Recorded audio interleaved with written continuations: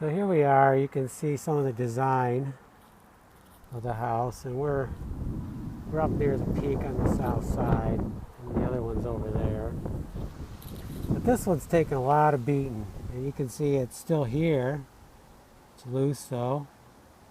So I put a nail in here, and now I'm going to start caulking. You know, it's way too, you can't nail these, and if you try to screw them, they're just going to explode. But I need it for the design. I can build this out with some nice latex caulking, get any of the loose stuff off I can without destroying any more. And we'll show you what this looks like after we're done. But you can see the design in the house. It's just really cool what they did. And just to give you an idea how big this is my hand. So it's, you know, it's a good size. Okay, time to use some caulking.